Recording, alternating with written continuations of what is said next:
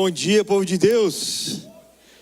Que alegria poder estar aqui comemorando, esses dias. Pastor Fernando, pastora Sônia, muito obrigado pelo convite e pela boa obra, todos esses anos, a gente vendo o testemunho e Deus unindo as novas gerações para aquilo que está fazendo. Rafa também, que a gente tem trabalhado junto nesses últimos anos. Para nós, como Over Mission, é uma alegria, é um prazer, é um privilégio, Como Deus nos uniu nessa missão. A gente se sente realmente muito amado por Deus e também de poder colaborar nisso. Então, estando aqui nesses dias, para mim é uma honra, do fundo do coração. Obrigado mesmo, muito obrigado. Amém? Bom dia, glória a Deus. Que alegria estar aqui, estar de volta. A gente tem tanta história boa que eu estava lembrando. Foi aqui que aconteceu, não aconteceu uma coisa muito legal não, viu, pastor? Foi aqui que eu conheci meu cunhado. Conheci o David aqui nessa igreja. Você sabe como é que é, né? Cunhado, não, é uma alegria. O David é uma bênção na nossa vida. Deus, você vê, Deus faz essas coisas. Faz a sogra virar uma bênção, faz o cunhado virar uma bênção. É uma coisa maravilhosa. Só Jesus faz essas coisas. Que alegria poder servir a Deus em família. Meus irmãos, abra sua Bíblia comigo. Eu gostaria hoje de falar sobre o que a gente sempre fala. Eu não sei falar outro assunto. Eu não sei falar outro assunto senão missão, pregar o evangelho, realmente alcançar os perdidos. E hoje eu gostaria de compartilhar um pouquinho com vocês. Eu sempre fico pensando muito assim na palavra de Deus, pensando nas referências que nós temos na Bíblia. Eu confesso para vocês que a minha principal referência é o apóstolo Paulo. Mas eu me acho muito mais parecido com Pedro, Paulo, ele é um cara bem mais inteligente, um cara de águas muito profundas. Pedro é aquele cara que você sempre espera algo dele, que você fala assim, eu sou assim, eu acho que eu falaria algo assim. Por exemplo, esses dias eu estava ali no Evangelho de João, e João está lá dando as suas últimas palavras. O Evangelho do João tão profundo, ele começa falando sobre Cristo, assim, de uma revelação maravilhosa. João é o cara que foi até a cruz com Jesus. Aí você acha assim, nossa, suas últimas palavras vão ser tão profundas. E aí na última conversa de Jesus com os discípulos, ali no texto de João, os historiadores vão dizer que ali Jesus está estabelecendo a forma que a igreja deve prosseguir, pescando homens, apacentando as ovelhas, seguindo a Cristo. É uma conversa muito profunda do que Jesus está falando com os discípulos.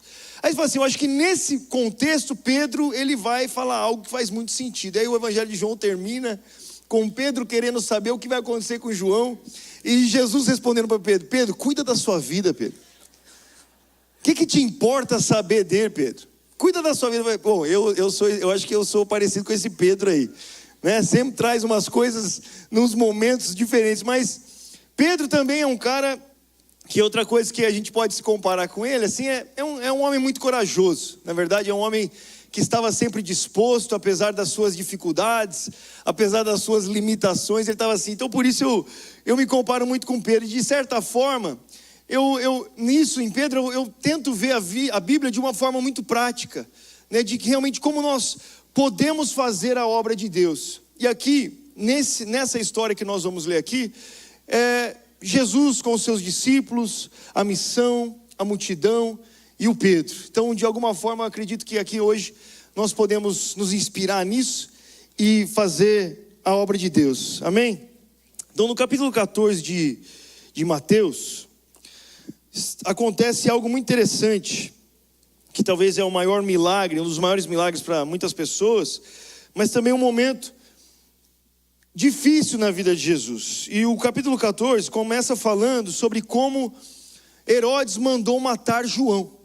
Nós sabemos do que aconteceu com João, e como ele foi o profeta ali, que ele preparou o caminho para Jesus.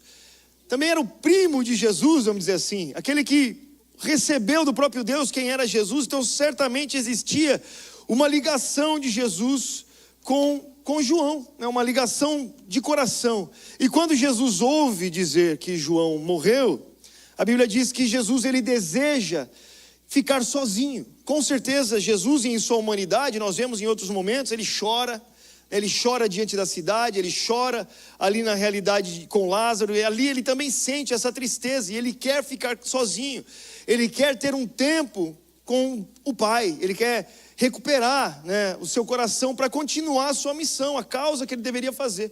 E tantas vezes isso é conosco também.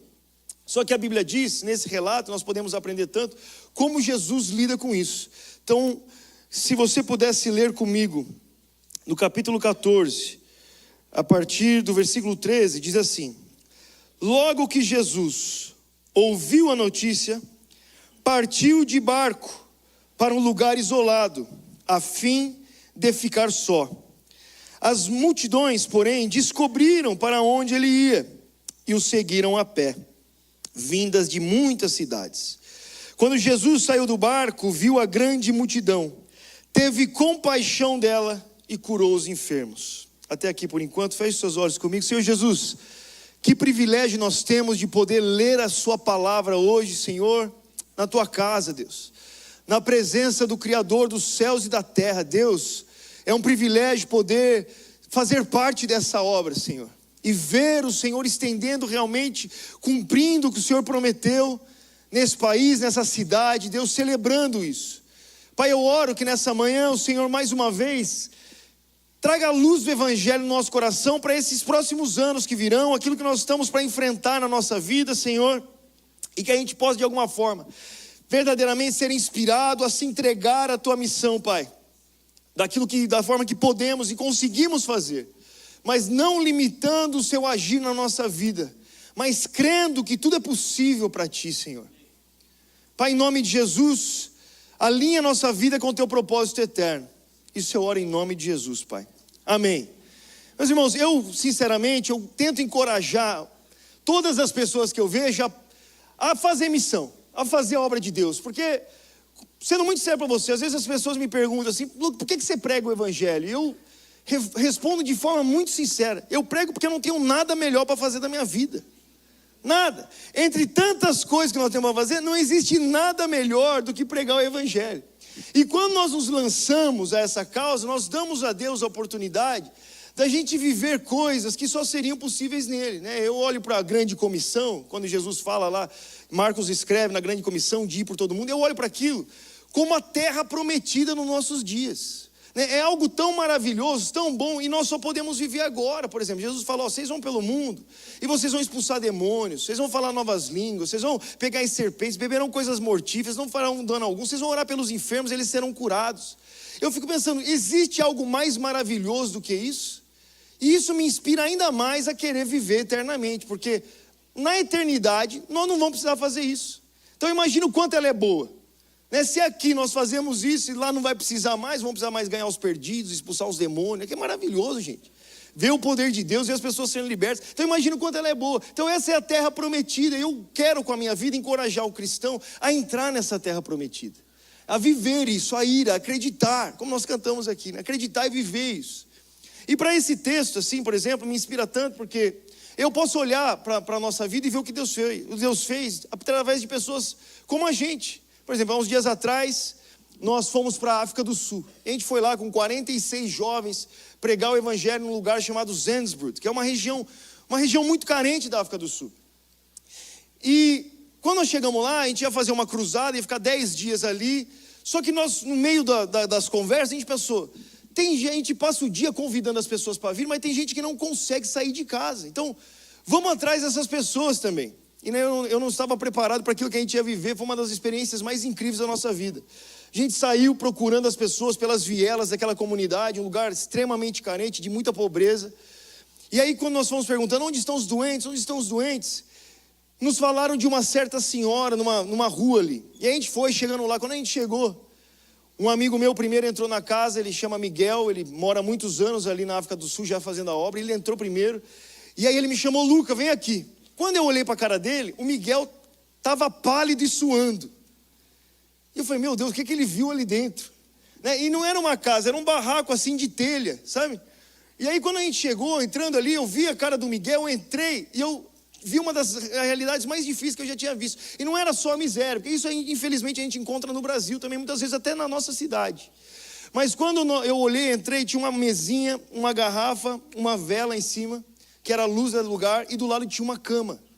E em cima da cama tinha uma pessoa, só que aquela pessoa, ela estava numa situação tão terrível, assim, que eu achei que já era um cadáver. Falei, meu Deus, morreu, está morta. Isso que parecia pele e osso, deitada ali na cama. E o Miguel suando frio, olhando para aquilo. Aí a gente tentou conversar com a mulher, e ela quase não respondia, era uma senhora. Até que ela conseguiu responder, a gente queria entender o que ela tinha. E ela falou que ela tinha tuberculose. Você sabe o que é tuberculose, né? Aí eu comecei a entender porque que o Miguel estava suando tanto. Aí estava o Miguel, eu, o David e o Davi dentro daquela caixa de tuberculose. E eu pensando, vou sair daqui, minha filha está lá, vou pegar ela no colo. Né? Como que... Aí ao mesmo tempo veio a palavra do Senhor, e vocês beberão coisas mortíferas e não vos fará dano algum. Aí a gente está lá. Aí no meio disso eu falo, então minha senhora, a gente tem que orar. O que a gente pode fazer numa situação dessa? Vamos orar, a gente pode orar? Ela falou, sim, pode orar, mas ela quase não falava. Aí nós colocamos a mão sobre a cabeça dela e começamos a orar. E era aquela oração por ela e por nós ao mesmo tempo, né? Pensa numa oração. Aí em nome de Jesus, então seja curada. A gente falou, a senhora consegue levantar? Ela falou assim, não, eu não tenho mais força, não consigo levantar, não consigo andar. E ela estava pele e osso realmente. Falou assim, não, mas Jesus está aqui hoje, a gente crê que ele te curou, levanta. Aí a gente pegou a mão dela assim e foi levantando, ela foi fazendo aquele barulho de porta velha, levantando assim, com muita dificuldade, ela encostou do lado da cama. Aí a gente falou, a senhora quer andar? Ela falou assim, eu não consigo. Falou, não, mas Jesus vai te ajudar. Aí a gente pegou ela assim e puxou ela na cama. Quando ela ficou em pé, ela estava com um vestido bem longo assim. E eu acho que fazia tanto tempo que aquela mulher não ficava em pé e nem saía daquela cama, que quando ela ficou em pé, a calcinha dela caiu no chão. Imagina a situação. Imagina como essa mulher estava. E aí quando nós vimos aquilo, a gente fingiu que nada aconteceu, ficamos olhando para o rosto dela, mas ela ficou muito constrangida. E ela falou, me desculpa, começou a pedir desculpa por aquilo. Aí ela ficou tão constrangida e começou a pedir desculpa que ela pegou assim e fez um movimento bem rápido e colocou a calcinha. Aí quando ela fez isso, eu assustei, todo mundo assustou. A mulher estava morta agora. Aí a gente percebeu que alguma coisa aconteceu. E aí quando isso aconteceu, o mais fascinante ainda aconteceu. Eu olhei para o rosto dela, gente, e eu nunca tinha visto isso na minha vida. O rosto dela mudou instantaneamente. Eu olhei para a cara dela e eu falei assim, mulher, tem vida no seu rosto. Tem vida no seu rosto. E eu não estava acreditando no que eu estava vendo. Aí aquela senhora deu um sorriso banguela mais lindo que eu já vi na minha vida. E ela sorriu. E ela começou a falar com a gente. E começou a sair voz da boca dela. E ela começou a contar a história, o que ela estava fazendo ali. E a gente começou a falar de Jesus. E a gente já não estava se contendo mais ali de tanta alegria. A gente conversou um pouco com ela. E na hora que nós saímos do barraquinho dela assim, ela, aquela mulher que antes estava sem conseguir falar na cama dela, ela gritou de lá de dentro, obrigado, rapazes. Ela deu um grito. Na hora que ela deu um grito, a gente saiu pulando pela rua.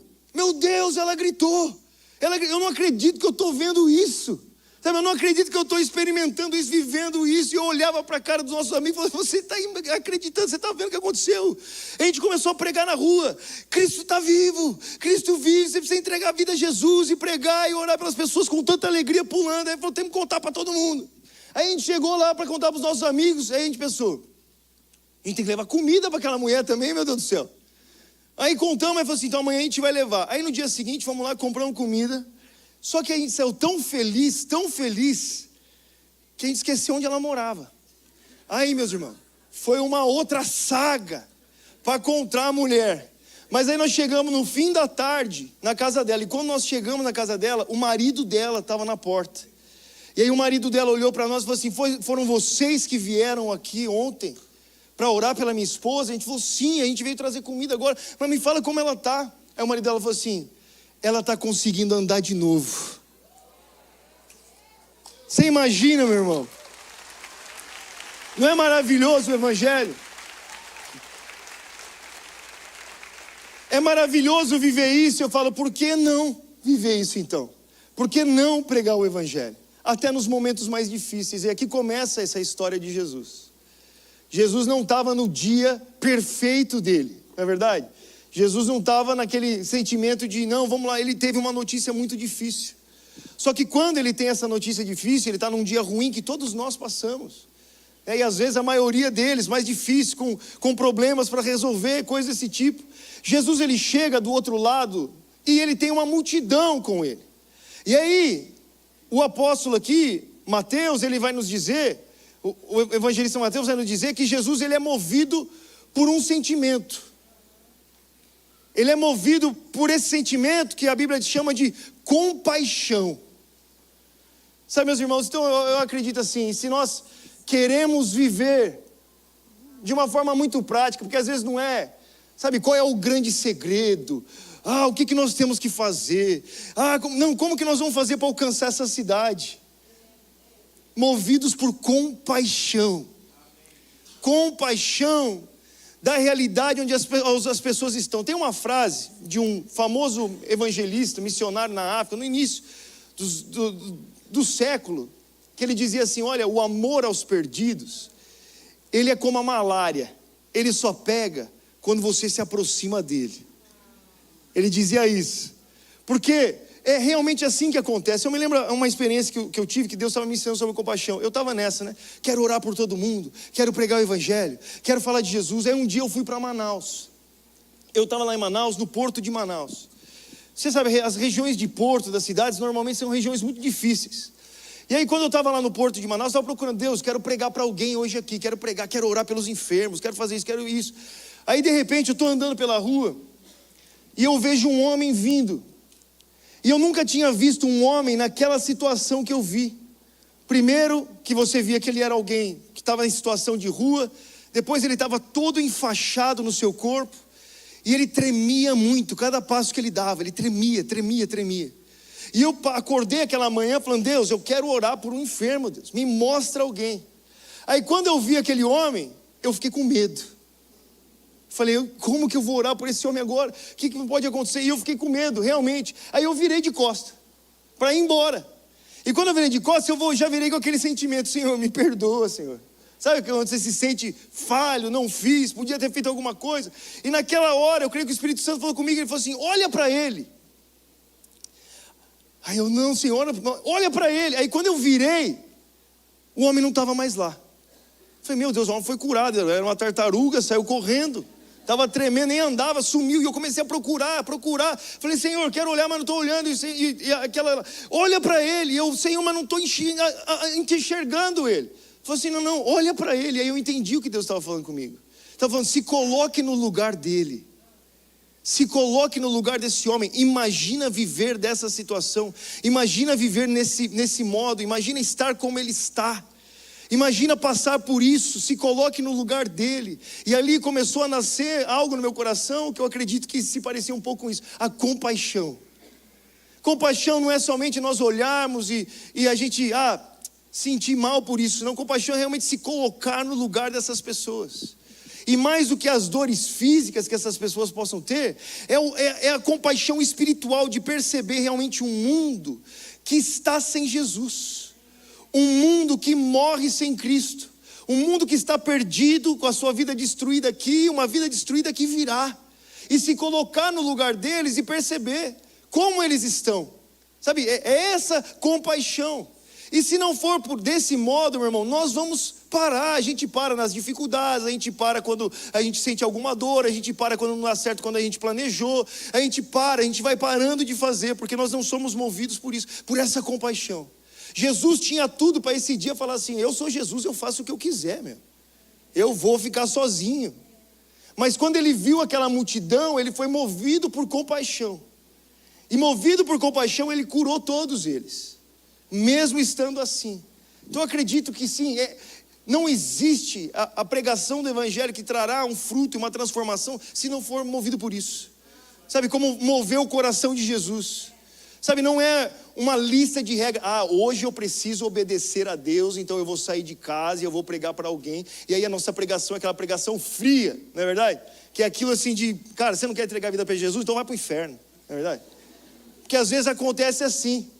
Mas não, é as pessoas verem nos nossos olhos que existe algo diferente. que nós estamos falando com elas, não porque nós estamos cumprindo uma lista de regras e se eu não fizer, eu falei hoje não. Não, porque verdadeiramente nós estamos aqui porque nós acreditamos que ela precisa conhecer Jesus. E aí a nossa mensagem não é apontando o dedo para elas, mas estendendo a mão verdadeiramente. Sabe, independente da realidade, da nossa geração, dos conflitos que existem, nós estendemos a mão, porque movidos por compaixão. Aí a história continua. Diz que Jesus, aquela mesma multidão que ele alimentou, que ele curou, agora estava faminta. E aí Jesus diz assim: nós precisamos alimentar essas pessoas. E ele chama os seus discípulos. E aqui é maravilhoso, porque Jesus poderia fazer tudo sozinho de novo. Mas ele nos chama para fazer parte dessa missão. Compartilhar o seu coração conosco, mostrar no que ele está preocupado. Aí ele chama os seus discípulos. E ele fala para os seus discípulos: alimentem a eles. E aí você imagina a cara dos discípulos, deve estar pensando: era mais fácil curar todo mundo que alimentar todo mundo agora, né? Como que nós vamos alimentar essas pessoas? Uma multidão de pessoas. E começa aquela conversa: nós não temos dinheiro para isso, a gente não tem como fazer, nós não temos nem aonde comprar. A gente começa a dar as nossas desculpas diante disso, fala: Deus, eu não tem como fazer tudo isso. E aí a Bíblia diz que Jesus pergunta o que eles têm. E aí eles vão lá e eles trazem os 5 pães e 2 peixes daquele garoto. Sabe, aqui eu fico pensando muitas coisas. Às vezes eu fico pensando que não foi nem o garoto que deu, os discípulos roubaram dele. Falou: cadê? Quem tem alguma coisa? Dá aqui. Dá esse pão aqui e fala: ó, ele tem pão e peixe. Esse cara que tem. Na minha cabeça, às vezes também eu fico pensando: será que os discípulos queriam pôr a culpa em alguém? Fala: Jesus, nós tentamos, mas só tem isso daqui, ó. É desse menino aí. Ou o menino pensando assim: eu vou oferecer isso que eu tenho para Jesus? O que Jesus vai falar? Que eu sou bobo da cabeça, meu? Como que eu vou trazer alguma coisa? Ele me mostra uma missão tão grande. Aí eu vou trazer para Jesus o quê? 5 pães e 2 peixes? Jesus vai achar que eu estou tirando o sarro da cara dele. Na verdade, como que eu posso oferecer alguma coisa para Jesus assim, diante dessa dificuldade? Eu olho para a cidade de São Paulo e Deus fala assim: nós temos que trazer uma solução. A solução que eu trago são 5 pães e 2 peixes? O que Jesus vai achar que eu estou falando? Sabe, e a gente pode olhar como o garoto, do próprio garoto, dizendo assim: eu não vou fazer porque o que eu tenho não é o suficiente. E às vezes, meu irmão, nem é porque não quer fazer, é porque realmente acredita que o que tem não é o suficiente para conseguir fazer algo. Diante de toda a necessidade que existe, diante de todos os problemas que existem, como que eu vou poder fazer alguma coisa diante disso com o pouco que eu tenho? E aqui entra outra coisa que eu aprendi com Jesus e sou tão grato, porque Jesus, quando ele vai escolher os seus discípulos, ele verdadeiramente escolhe uns caras, meu, né, que você fala assim, começando por mim, né? Mas Jesus, se eu fosse me escolher, nem para o futebol da escola eu era escolhido, para nada, não é verdade? Nada. É porque eu tinha bola de futebol, às vezes podia jogar, mas nada. Aí Jesus escolhe alguém como a mim, completamente inseguro, com um monte de trauma, com um monte de coisa na vida, sabe, numa geração assim complexa, com tantas dificuldades, com o futuro e o passado e um monte de outras coisas. Fala assim: Senhor, não poderia escolher alguém mais preparado para fazer alguma coisa? Alguém que talvez já estivesse num momento certo da vida para poder de alguma forma fazer alguma coisa? Talvez um dos discípulos, mas aí quem traz a solução é um menino. A solução dele é um menino. E às vezes eu penso assim: talvez só podia ser um menino mesmo, porque os discípulos não teriam coragem de oferecer 5 pães e 2 peixes. Alguém que se acha já maduro o suficiente para fazer a obra, talvez não teria coragem de oferecer algo tão pequeno. Mas uma criança, ao olhar para o que tem, pôde oferecer alguma coisa. E para mim, o mais fascinante de tudo isso é que Jesus, ele recebe aqueles pães e 2 peixes. Sabe, meu irmão, o que eu tenho aprendido na obra de Deus é que para que ela seja feita, nós não precisamos ter tudo que é necessário. Não precisamos entregar tudo o que é necessário. O que nós precisamos entregar é o que nós temos. Porque se eu for olhar para a necessidade de uma Praça da Sé, que nós estamos lá cantando, pregando o evangelho, e pensar que nós vamos resolver o problema daquele lugar, o que eu preciso? Eu preciso de todo o dinheiro do mundo, eu preciso de todas as políticas públicas do mundo, eu preciso de tudo isso. Eu vou esperar ter tudo isso para poder fazer alguma coisa? O que eu preciso para fazer a obra não é ter tudo, não é entregar tudo, todos os resultados, todos os planos, todas as estratégias, é entregar o que eu tenho. Entregando o que eu tenho, movido por essa compaixão, será o suficiente para fazer o que tem que ser feito. Por quê? Porque não só será feito por nós, será feito por aquele que nós entregamos o que temos. Aí Jesus pega aqueles 5 pães e 2 peixes. Ele pega aquilo, e aí eu olho para a minha vida e falo assim: Senhor, lá atrás eu lembro o que eu tinha para entregar. Primeiro, o que eu tinha para entregar? A minha vida. Mas minha vida não era muita coisa não, meus irmãos. Minha vida era a vida de um adolescente com muitos problemas. E eu lembro que a oração que eu fiz para o Senhor, a primeira foi: Senhor, o que eu tenho para te entregar são os meus pecados. É a única coisa. Eu não tenho mais nada. O Senhor faz o que com isso? O Senhor faz o que com um vaso quebrado? Faz com alguém sem expectativa em si mesmo? Com alguém com um monte de vício, um monte de problema? Depois, caminhando com a vida com Jesus, eu comecei a rodar as igrejas. E eu comecei a perceber que tinha muitos jovens. Isso lá em 2011, 2012. E eu perguntei, mas na conversa entre eles, parece que não tinha aquele desejo de fazer a obra. Eu falei: Senhor, eu preciso fazer alguma coisa, mas o que eu posso fazer? Aí eu tinha um computador, eu falei: Deus, eu vou escrever um blog.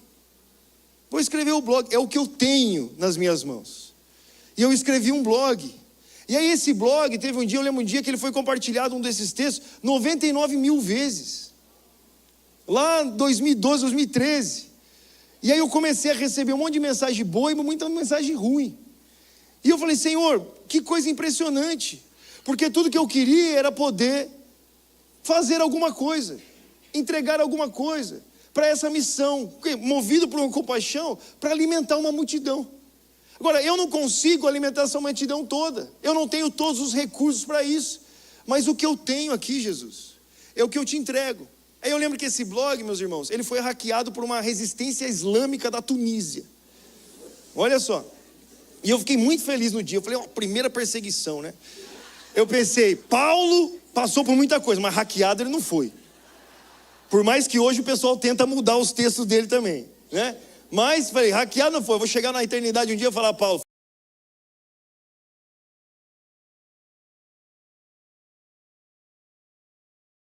feliz por um dia. No dia seguinte eu fiquei triste, porque eu falei: acabou a missão que eu fazia na internet. Como que eu faço esse blog? Aí desse blog eu escrevi, peguei os textos, escrevi um livro. Falei: Senhor, eu não tenho mais o blog, não consigo mais ter, mas tem um livro. O Senhor pode fazer alguma coisa com esse livro? Que são os textos do blog. E eu lembro que esse livro chegou agora, quase 80 mil de cópias já espalhadas por aí. Mais um monte de texto que eu mesmo coloco lá, PDF, para todo mundo baixar, se quiser encontrar. O que eu tenho para oferecer? Só isso. Aí os primeiros 1000 livros que eu vendi, eu peguei aquele dinheiro do primeiro 1000 livros e falei: Senhor, vou comprar uma câmera e vou fazer um canal no YouTube. Senhor, eu não sei é o que eu posso fazer. É o que eu tenho para oferecer, Deus. São os meus pães e 2 peixes. Aí eu fiz um canal. E esse canal hoje chegou em mais 50 milhões de visualizações e mais um monte de coisa. Mas eu sei o que eu estava falando com o Senhor. Senhor, eu só tenho 5 pães e 2 peixes. Sabe, eu não esperei ter um grande canal para fazer alguma coisa, ter um grande... Nada. Senhor, essa é a nossa vida. Sabe, eu tenho aprendido na prática nessa vida que o que nós precisamos realmente não é entregar tudo, é entregar o que nós temos.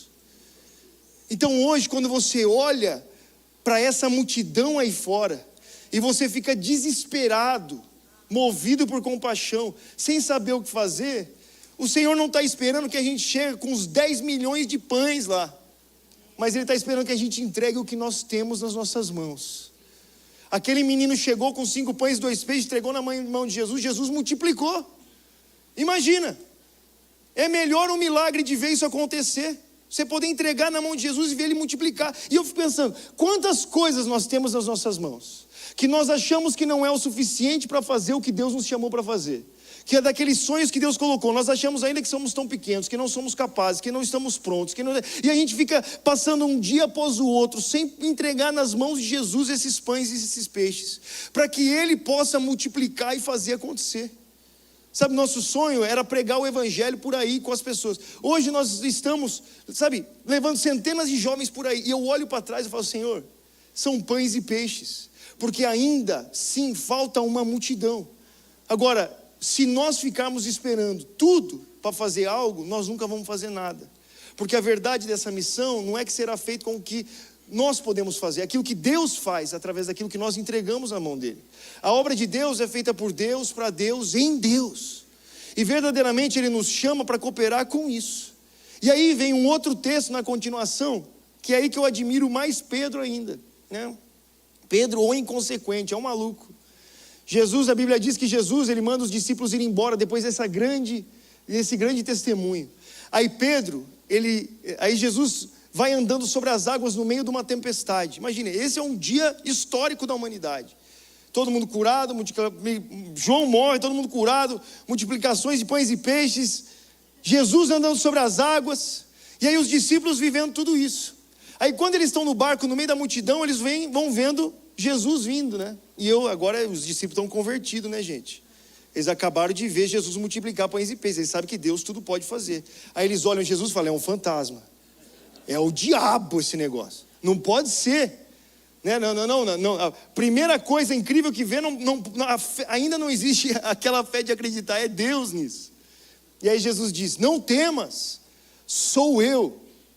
E aqui, meu irmão, um outro ponto muito prático na missão, que esse texto nos ensina, para que a gente possa alcançar o mundo como a gente tem orado.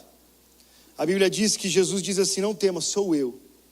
E aí Pedro, né, o cara que fala tanta bobeira, a Bíblia diz que ele olha para Jesus sobre as águas. E aí, imagina você agora diante de Deus, tá? De todas as suas experiências que você já teve com o Senhor, que Ele já provou ser Deus na sua vida. Sabe, do que Ele já fez, dos pães e peixes que Ele já multiplicou, dos sinais, dos milagres, das transformações, de tudo isso. Deus, você conhece Jesus.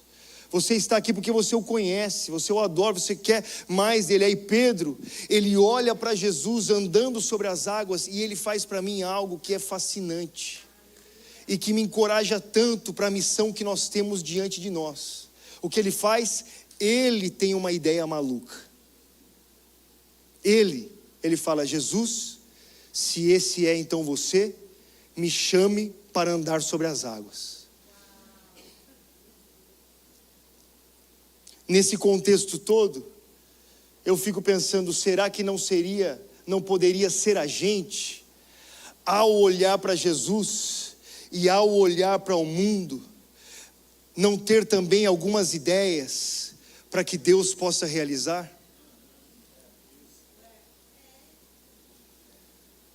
Será que a gente não pode chegar diante do Deus que nós conhecemos e falar, Senhor, o que o Senhor acha de eu começar a abrir a minha Bíblia lá na minha escola?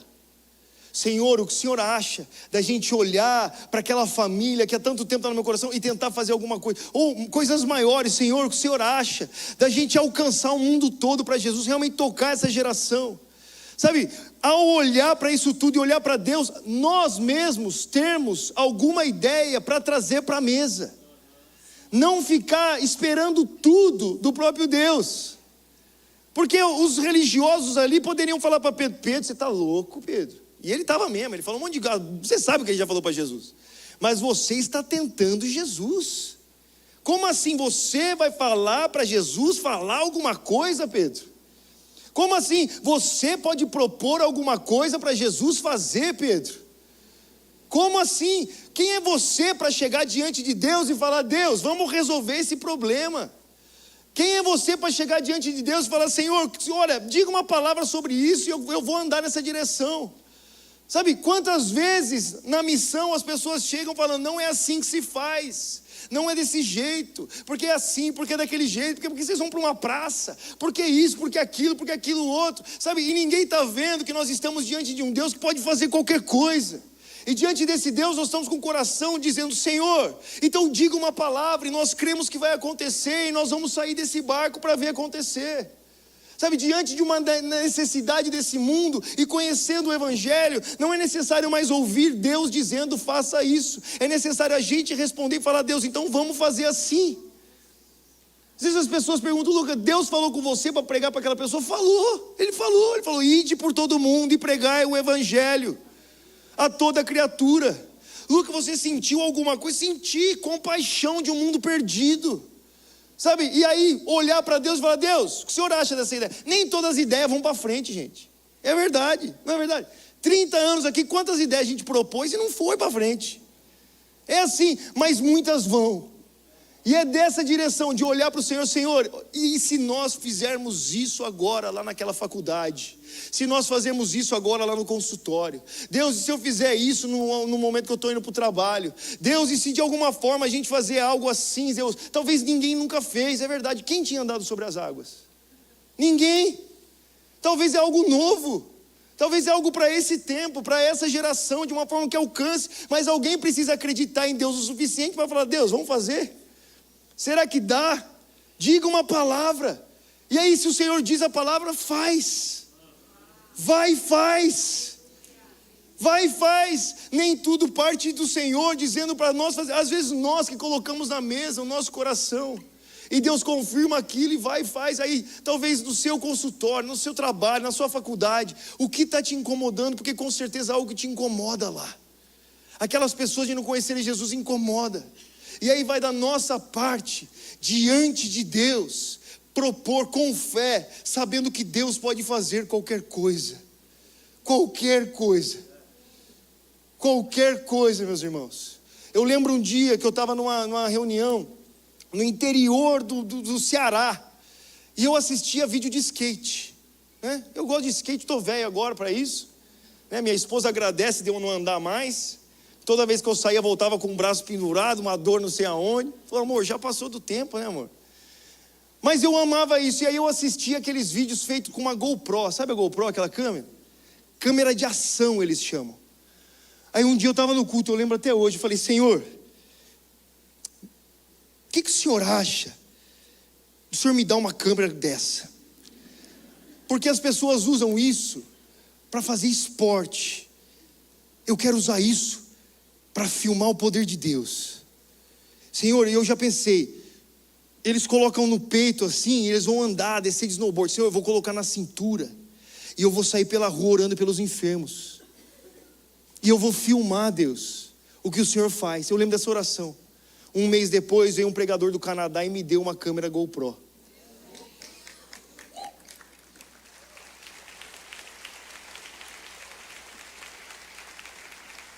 Será que você não pode? Isso é uma maluquice, gente. Será que você também não pode olhar para Deus, olhar para a necessidade do mundo, a fome do mundo, e falar: Senhor, eu tenho uma ideia. Eu tenho uma ideia. Eu tenho uma ideia. Talvez é um sonho, gente. Talvez é algo que está aí dentro, que nem você acredita mais, mas que foi plantado ali, que realmente para a gente colocar para fora, apresentar para o Senhor e falar: Senhor, me diga uma palavra. Aí a Bíblia diz que Jesus, por incrível que pareça, né, não sendo Jesus os religiosos, ele fala para Pedro: então vem. O quê? Vem para andar sobre as águas? Vem fazer isso? Pedro teve razão em alguma coisa? Pedro disse alguma coisa com sentido? Jesus diz: vem. Aí Pedro faz algo maravilhoso. Ele faz o que só ele pode fazer. O que é? Sair do barco. Pedro sai do barco. Mas andar sobre as águas já não era com Pedro mais. Não tinha mais como Pedro andar sobre as águas. Você acha que é Pedro que consegue? Se ele conseguisse, ele nunca mais andava na terra, gente. Ia ser o apóstolo das águas para sempre lá. Quer falar com Pedro? Pega o seu barco e vem para o meio do mar. Imagina. Ia ser assim, não. Ele sai do barco e ele começa a andar sobre as águas. E aí é nesse lugar que é o mais impressionante, sabe? É nesse lugar que você percebe: meu Deus, eu estou vivendo uma realidade hoje que só é possível porque Deus está fazendo. E que maravilhoso viver uma história dessa, de você poder olhar para trás e falar: isso só aconteceu porque foi Deus quem fez. Você saber que você não tem nada a ver com isso, verdadeiramente é Deus presente. Sabe, é Deus que faz. Às vezes a gente se pega assim, andando nos corredores do Overmish, a gente olha para a cara do um do outro e fala assim: meu Deus, a certeza que nós temos que Deus está fazendo, porque escolheu gente como a gente, né? Olha quem está fazendo isso aqui. Deus está fazendo, só poderia ser Deus. Sabe, quando eu penso em tudo que o Senhor está acontecendo, só poderia ser Deus. Agora, imagina você poder viver uma vida assim. Você sai do barco e anda sobre as águas. O quê? Você anda numa realidade que aquilo que te sustenta é a palavra de Deus. E aí, meus irmãos, no meio disso, pode ter dúvida como tem, insegurança como tem. A questão é que Jesus não vira as costas para quem já deixou tudo para segui-lo. Pedro estava no meio do mar, Jesus ia deixar ele morrer afogado, por mais que ele duvidasse. E aí a Bíblia diz que o próprio Jesus o pega pelo braço e coloca de pé e fala: homem de pequena fé, Pedro, você já estava andando sobre as águas. Mas mesmo assim, ali, Jesus o pega pelo braço. Sabe, quando nós damos esse passo em direção do Senhor, para que a sua palavra nos sustente, para que a gente possa viver aquilo que tem, isso é missão. A missão não é algo que a gente consegue fazer sozinho. A missão é um grande milagre, meus irmãos. É tudo um grande milagre. Não pense você que é por uma capacidade nossa. É um milagre. É um milagre poder ver as pessoas se converterem. É um milagre as portas que se abrem. É um milagre os recursos que vêm. É um milagre, é tudo um grande milagre. E o que nós podemos fazer parte desse milagre? Senhor, é isso que eu tenho. Eu tenho isso. Faz com isso que eu tenho esse milagre. Senhor, eu tenho esse sonho, eu tenho essa palavra, eu tenho essas pessoas que eu amo tanto e quero alcançar. Deus, eu tenho essa dor no meu coração por eles. Deus, eu tenho isso, eu te entrego na minha mão. Faça um milagre, porque é isso que é a missão. A missão é um milagre. Isso que nós vivemos aqui é um milagre, e esse milagre só é feito por Deus. E agora isso é tão maravilhoso, porque já que é tudo um milagre, todos nós podemos fazer parte disso. Não existe gente boa o suficiente ou que não seja boa o suficiente. Todos nós que nos entregamos a Deus podemos fazer parte disso. O que o Senhor precisa, meus irmãos, é da nossa disponibilidade e fé de acreditar e propor e falar: Deus, vamos fazer algo. Então, de uma forma muito prática, é assim que eu vejo a missão. Uma missão movida pela compaixão, que é aquele sentimento que faz com que você passe por qualquer coisa, que não deixe você desistir, porque é mais forte do que você mesmo. Sabe, não te deixa parar. Colocando o que nós podemos ter, não tudo que é necessário, mas o que nós temos na mão de Jesus, e acreditando que Ele é fiel para fazer o que Ele prometeu que faria. Então eu não sei o que é aquilo que você pode oferecer para Deus hoje. Eu não sei. Talvez o que você pode oferecer é 1 hora da sua semana na sua faculdade. E você pensa assim: mas eu só tenho 1 hora. Mas essa 1 hora na mão de Deus, meu irmão, pode ser muita coisa. Talvez o que você tem para oferecer é 1 dia da sua semana. E talvez você não ofereceu ele até hoje porque ele é 1 dia só. E você fala assim: não, o dia que eu tiver todos os dias eu ofereço. Talvez o que você tem para oferecer são algumas horas do seu dia, 1 noite da sua semana, eu não sei. Talvez o que você tem para oferecer é um blog. Nem sei que as pessoas leem ainda isso, mas não sei. Ou um vídeo semanal, devocional, uma mensagem que você manda para alguém que você sabe que Deus está lá, falando no seu coração há tanto tempo. Eu não sei o que você tem a oferecer, mas eu quero que você saiba que não é pouco. Não é pouco se é entregue nas mãos de Jesus. Não é pouco se é movido por esse desejo imenso de ver a obra de Deus sendo feita. Não é pouco. E tudo que é grande, meu irmão, nos nossos olhos, começou muito pequeno. Basta você olhar para as árvores. Olhe as árvores. Nasceram tudo de uma semente. Uma semente. Árvores que dão frutos e frutos e frutos. O meu temor diante de uma geração que vê tantas coisas e tem tantas lutas, é acreditar que aquilo que eles têm não é o suficiente para Deus fazer algo grandioso. Mas a Bíblia nos ensina o contrário. Fique de pé comigo, por favor.